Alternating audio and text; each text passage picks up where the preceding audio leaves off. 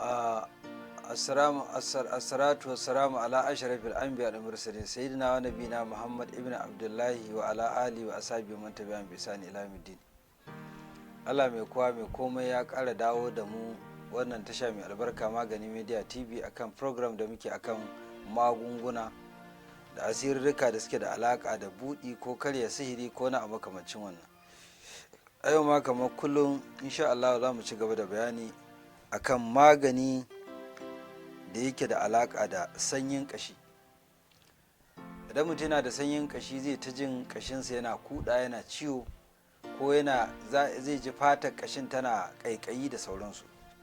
To ga abin da zai yi, idan ya tashi ya samo kangero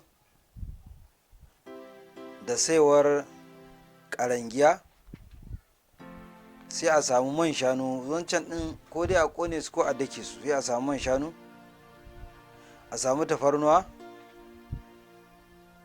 sai a dafa su da huso sai a tace a sha. To lalle sanyin kashi zai kauce, zai zama kamar tarihi insha Allah. Sannan magani na biyu kuma yanar ido. Idan mutum yana da yanar ido ga abin da zai yi, a samu hudar rama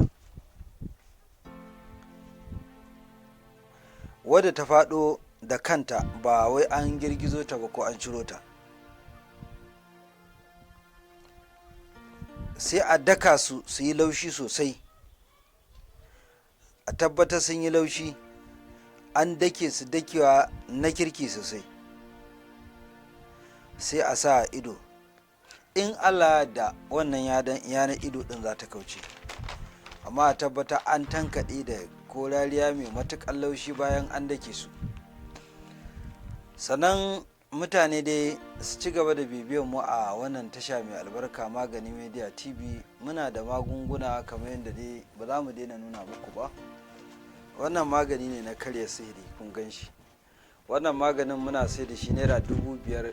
Idan sihiri ya same ka, kowane irin sihiri ne, in ka sha, ko dai kai mawarkin hayaki yana fita jikinka, ko kai mawarkin kayi damba da wani wanda kana zargin makiyinka ne kuma ka ci nasara, ko kuma ka ga harkoki da suka lalace sun dawo suna ci gaba da tafiya. Haka wanda mayu suka kama ko suka yi mai turan iska, shi ma dai zai, in bai da lafiya ma zai samu lafiya kamar yadda kuka sani. Sannan na karya sihirin nan, a bayan shi muna da na sanyi. A ga wannan na sanyi ne, sanyi kowane iri ne, idan mutum ya amfani da shi insha Allah zai zama tarihi. Sannan kuma akwai pieces. Wannan pieces kaman ƙananan robobi da muka haɗa shi, muna tallata shi, dozin muna sai da shi 1,800 dozin. Idan kuma pieces ne haka akan sari naira 150 muke sai da duk ɗaya. Wannan magunguna namu suna da matuƙar muhimmanci, kuma muna ɗan tuttura su ƙasashe da dama saboda dai a samu a san maganin a hankali. Jama'a, sunana Muhammad Awal Abdullahi, kamar yadda aka fi sani da mai nasiya, mai fassarar mafarki a gidan talabijin na Tauraruwa TV, ranar Talata karfe 8 na dare, ranar Asabar muna maibeci karfe 3 na yamma. Sannan jama'a, ku ci gaba da bibiyar tashar mu mai suna Fassarar Mafarki TV a YouTube. Muna da bidiyo sama da 1000 a ciki. Sannan akwai tashar mu Magani Media TV, wannan wanda muke program akan ta, muna sanya magunguna, ita ma ku ci gaba da bibiya kuma ku yi subscribe. Assalamu alaikum.